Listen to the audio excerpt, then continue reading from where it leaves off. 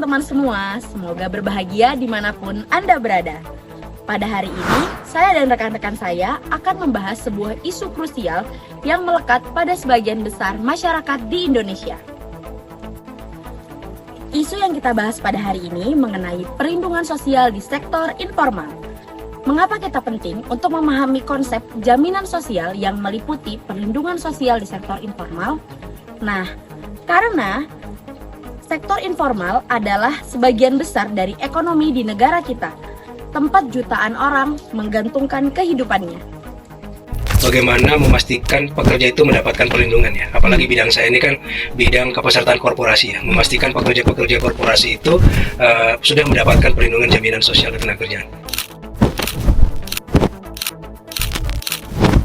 Pembahasan Infasa kali ini berfokus kepada mengapa pekerja di sektor informal itu seringkali luput dari jaminan sosial yang ada. Tantangan utama dari perlindungan sosial di sektor informal ialah seperti pendapatan yang tidak menentu bahkan cenderung kecil sehingga sulit untuk membayar iuran, dan pekerja informal yang tidak memahami pentingnya jaminan sosial. Seperti berita kemarin yang sedang marak tentang pengemudi ojek online atau ojol yang mematikan aplikasinya demi mereka turun ke jalanan untuk melakukan demonstrasi adalah tindakan protes terhadap kebijakan aplikator yang dianggap merugikan mereka.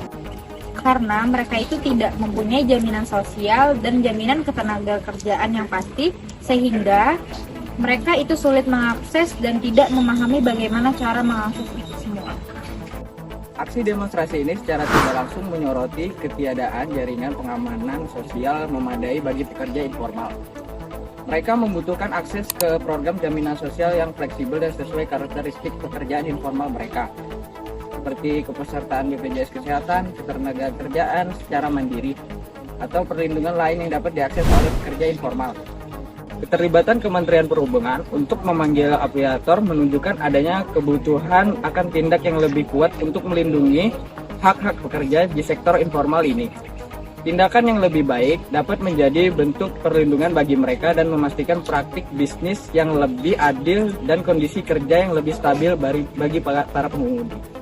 Dari pembahasan ini dapat kita simpulkan bahwa perlindungan sosial di sektor informal adalah pilar penting dalam mewujudkan kesejahteraan yang merata dan berkelanjutan. Tanpa perlindungan ini, mereka akan terus hidup dalam kerentanan yang pada akhirnya bisa menghambat pertumbuhan ekonomi dan meningkatkan angka kemiskinan di Indonesia. Mempelajari jaminan sosial, khususnya pada sektor informal, adalah bentuk tanggung jawab dan peduli kita semua sebagai warga negara. Dengan demikian, kita turut ikut dalam membangun masyarakat untuk hidup yang lebih layak dan terlindung dari berbagai risiko kehidupan.